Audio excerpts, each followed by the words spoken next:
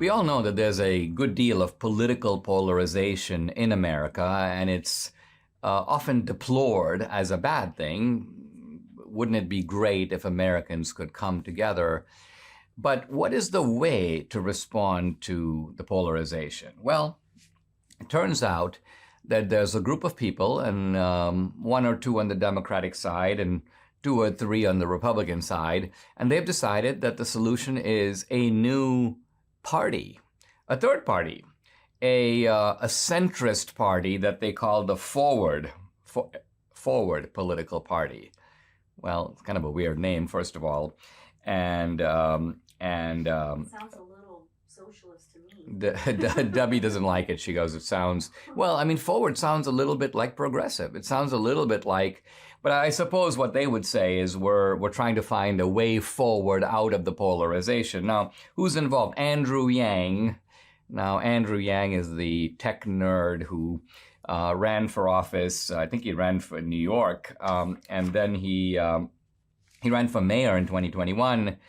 And then he said, that's it, I'm out of the Democratic Party. Now, that by itself is a good thing, but evidently Yang thinks that there is space for a new party, and he's joined by some Republicans, although these are kind of has-been former old establishment type of Republicans who are part of the George H.W. Bush administration or the George W. Bush administration.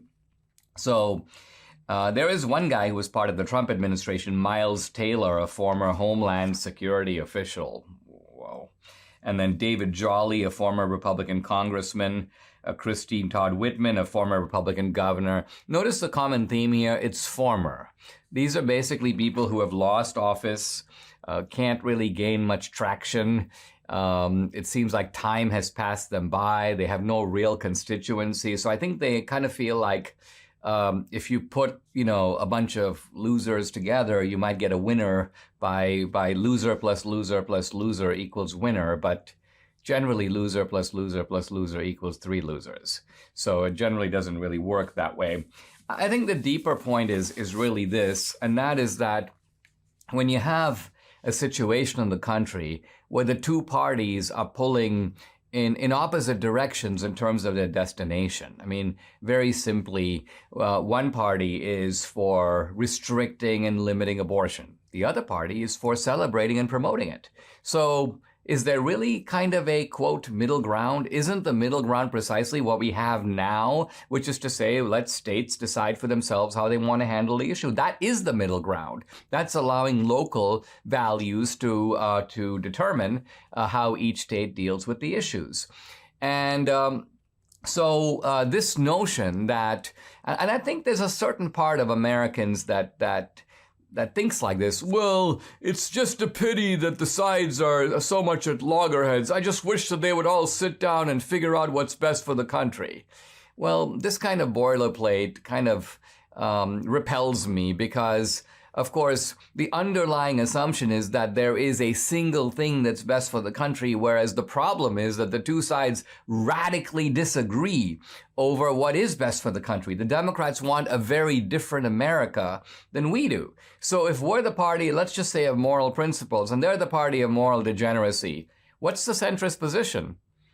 Let's have some degeneracy, but just not as much as the Democrats want.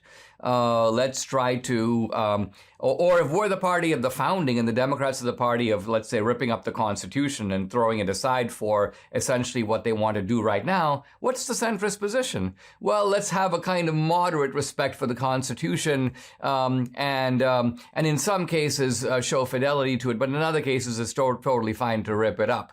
I mean, part of what we have is we have a new idea for a party. We don't even have a new party yet, but it doesn't have any platform. It's not spelled out what this party even wants. My guess is there will be an effort to sort of take party positions from both sides and find some artificial middle ground. Look, America's always been, I mean, really going all the way back to the beginning, a country defined by two parties, which is not to say that parties haven't become obsolete. It's not to say that parties haven't disappeared. The Whig Party, where is it now? It's gone. but it was replaced by the Republican Party. Notice that the Republican Party was not a third party. The Republican Party supplanted the Whig Party, which went away. And then we were back to a two-party system. And the same thing happened earlier with Jefferson's Democratic Republican Party. It essentially split into two parties, originally the Democrats and the Whigs, and then later, of course, the Democrats and the Republicans.